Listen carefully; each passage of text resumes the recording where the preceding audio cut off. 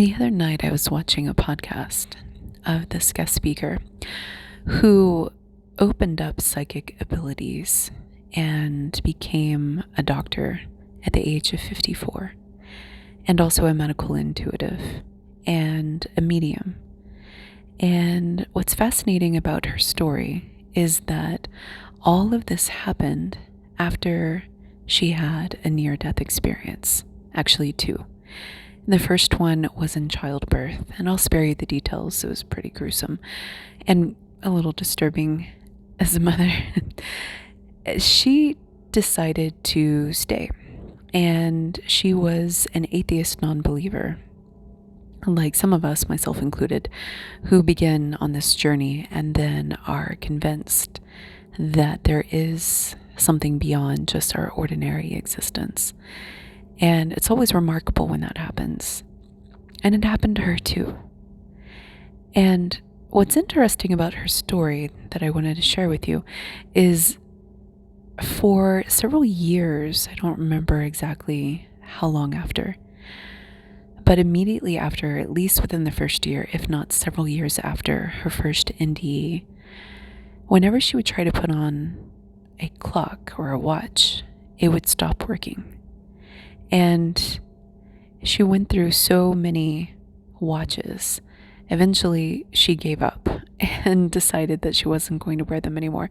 But it was like she would put on a watch and it would work for a little bit and then it would stop after 5 days. So she would take it back to the store and she would return it thinking that it was broken.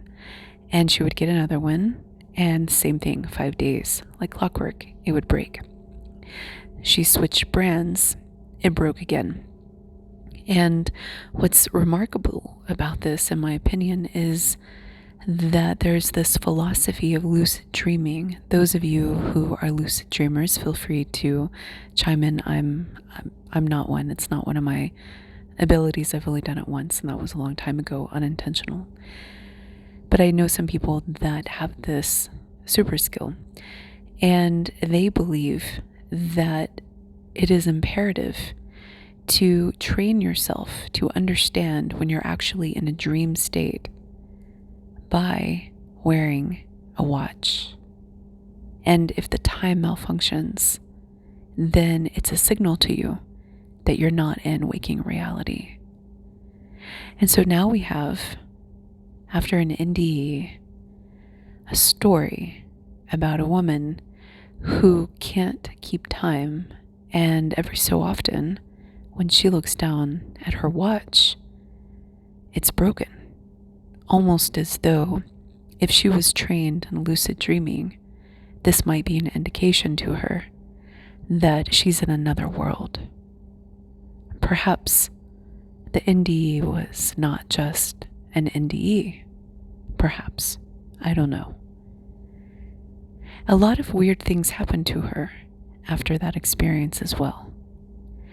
And because she was an atheist, she hid it to herself because she was afraid of looking crazy.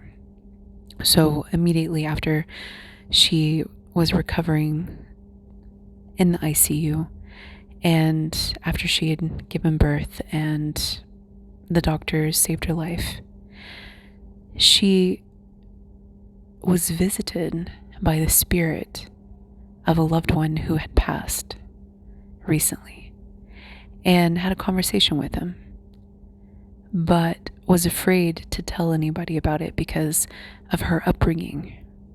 And over time, a long period of time, she self-corrected and eventually became this magnetic, beautiful being that is fully confident and empowered. And watching her interview was so beautiful to see who she had become, because she allowed herself to break away from the past constructs of her upbringing of who would believe me, I'm crazy, what's going on. She was perplexed by her experiences for quite some time. And She had clairvoyance, so she knew things about other people. She knew things were going to happen, like a wreck that she was going to get into.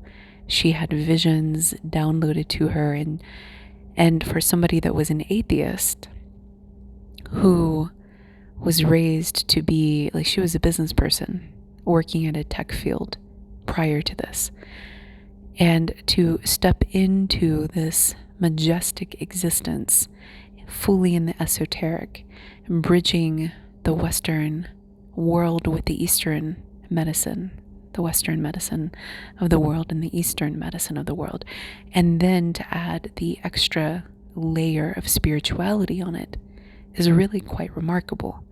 But it required her to completely transform who she thought she was supposed to be in the world.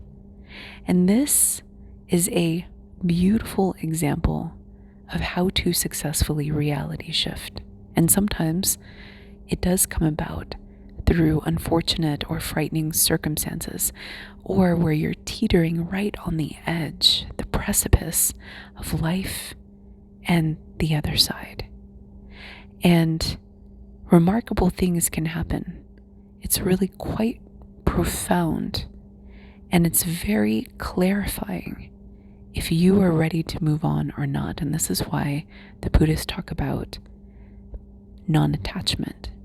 In my personal experience, living in non-attachment is quite depressing. Actually, it is. You lose interest in eating. You lose interest in music and dance and creating. There is no desire because you have no attachment. So there is no lust for life. There is no charge to your existence. There is no pain.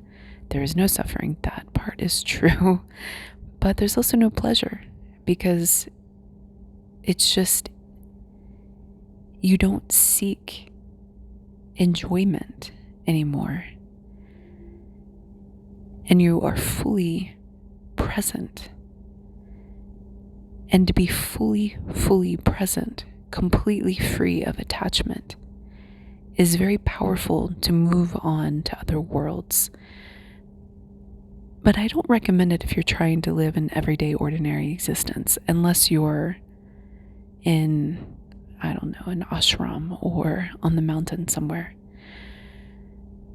My personal belief is that I really enjoy and recommend creation, the desire and the pursuit of creating something new in the world. There's something so thrilling about it. I enjoy intrigue. I enjoy drama in small doses, mostly for entertainment's sake. And the different resonances of pain can also produce art. So, of course, you find your own path. There is something pathological about just the incessant desiring and full attachment to everything. So it's something that should be taken in moderation, and consciously and intentionally who and what type of situations you are going to allow yourself to become attached to. She was clearly attached to continuing her life, and I personally believe that perhaps she had some windows of opportunities that she might have been able to pass on. She visited other realms, the spirit realms, and came back. And so when you are exploring, your attachments will bring you back to your anchored existence, even if you have a frightening culmination of events. I don't know how it works for everybody in every situation, so I'm cautious about just giving a blanket, here's what's going to happen. But in my personal experience, following an NDE, if you're not prepared for it, your conscious mind doesn't process it. And as a result, you have this weird experience, a miraculous one, and then you continue with your life.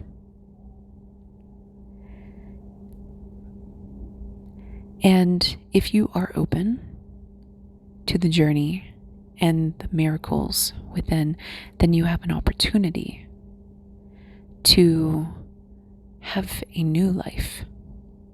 And there's something that shakes you out of complacency. There's something that really motivates you when you are faced with the end. And there's something profound about endings that really dictate to you who you are and who you're not. And it breaks down these shells of your persona and erodes the illusions that can be powerful catalysts for change if you're up for that and need that, particularly if you are out of alignment. Not everybody is. And so what happens is that you then have this cataclysmic event in your life, this monumental event that allows you to seize a new destiny if you are shown within you that you're on the wrong path or your path needs to change. Sometimes you're not at the wrong path, but there's an inflection point and you have an opportunity to actually bridge into a different future. You can do this without cataclysmic monumental events, by the way. There's just something profound about those that produces rapid change because it's almost like a pressure point.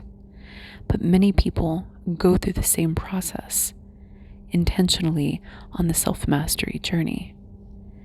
And the important part of this is that if you think of yourself like a boat or a ship navigating in the ocean, and originally, let's say that when you were born into your family and your circumstances, your ship was pointing in the westward direction towards a port that you were going to meet people.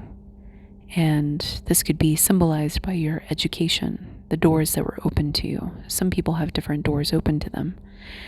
And a lot of people, before they are awake and conscious, and particularly when they are young and still under the wing of their parents, they don't have a choice of the ship and don't know how to advocate for their needs or even consider other options. And so they just point their ship in that direction and they go. This is normal. This is what being raised is about, is that you follow the path that's laid out for you. And some people spend their entire lives like that. They get off at that one port and they take the opportunities of the people that are around and the interviews that come through those people, the jobs and the partners and the friends, and they don't ever leave. And that's okay. Then there are other people, and this is an oversimplistic example, that realize that the port that they're getting off at is not actually for them. And they actually want to go to the eastern port or several ports. And so they begin to correct their course. And so let's say that their parents are willing to pay for state college, but they really want to go out of state. And so then they have to figure out how to bolster scholarship packages or to win some sort of merit awards. And so that's when they start to take destiny in their own hands, because the doors that were available to them, they're not resonating with, right? And so then they start to turn and turn the ship and turn and turn and turn. And if they're successful, they'll actually set a new course. This is one of the first examples of autonomy, independence, sovereignty, and allowing the vision of the creator inside to intermingle with the outside world and to use their voice, to use their influence to make change. And some people do this just as a default, and they're very adept at this. And the idea is that when you are shaping your destiny, no matter where you're at in your destination, and I know I have listeners all across the age bands, when we become conscious of the course that we are going in, every day becomes an opportunity to edify that journey, or to make micro or much larger macro shifts in the ship's direction. And this is a critical part of reality shifting, where if you are trying to get to a destination and you're saying to yourself, I'll get there tomorrow, or I'm just going to let the wind blow me there. Sometimes it actually works.